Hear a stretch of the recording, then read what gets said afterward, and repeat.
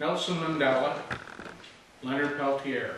Contrast between two men, two countries, two governments, and how they were dealt with.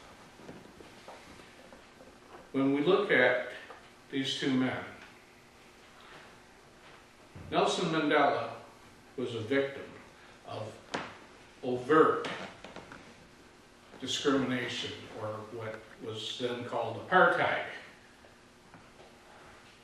In South Africa, whites went here, first Africans went here. They couldn't intermingle. If they did, it was a bad thing. They were put on Bantus. Our people, First Nations people in North America, we got put on reservations. The difference is on the Bantus, the South African government could do whatever they wanted to you. I know this.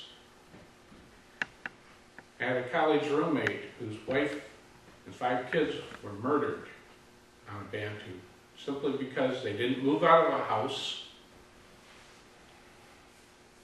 He was out of town on business, and that night, the South African government came in with a big old bulldozer, drove over the house, killed his kids and wife. When he came back, he was angry.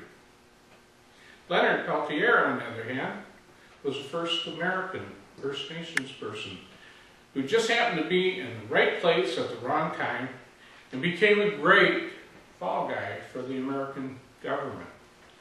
Now, the American government, their whole thing was covert discrimination, covert apartheid. They put us on reservations, they keep us under their thumb. Anyone that gets out of control, what happens? OPP, RCMP. Okay, so as a result of this, 2 men, both in prison, political prisoners, okay? Leonard, federal prison in the United States. An example, if you, the First Nations people, get out of hand, we're going to come in and take all of you and do things to you. And he's an example. Then, Nelson Mandela, on the other hand, they just took him because he was a lawyer, he was smart, and he challenged the system. He challenged the status quo by saying, we're all equal. We need equal rights. When he said that, him and many of his followers were imprisoned. And not in a big cell, a small cell. He got to look out his window every day. They kept him there for a long time. But what happened in South Africa was a group called SWAPO, which were guerrilla warriors, fought against the Dutch government. They fought for what they believed in. They stood up. On the other hand,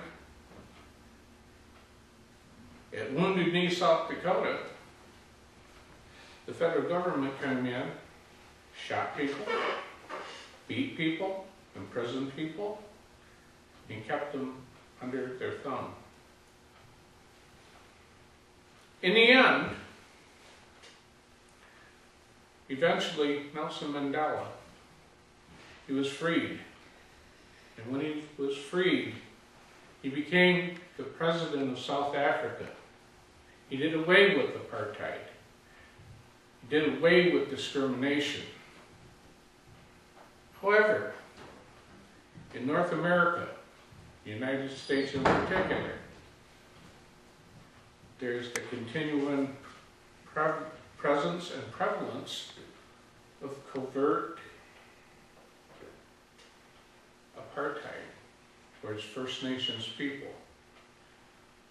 Leonard Peltier will most likely spend the rest of his life in prison simply because the American president won't let him go, because the government, the Bureau of Indian Affairs in the States, they don't want that to happen.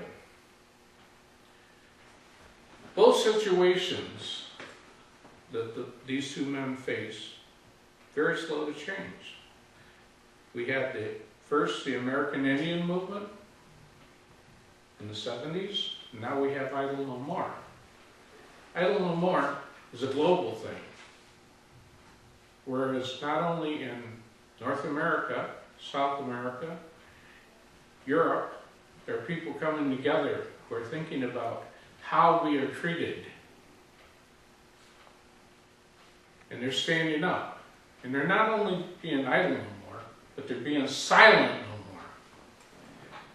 With time, and hopefully a short time, this will end the apartheid that we have to endure. Political policy is slow to change in North America, but with the pressures being put on Canada and the American people by the government in Europe, these things are going to change. They have to change. Maybe Leonard will get out of jail. I remember reading a poem written by Nelson Mandela. And my closing remark would be, he said, "I am the master of my fate, and I am the captain of my soul." We are the master of our fate. We are the captain of our souls. And as we continue to stand up against those who oppress us, change will happen.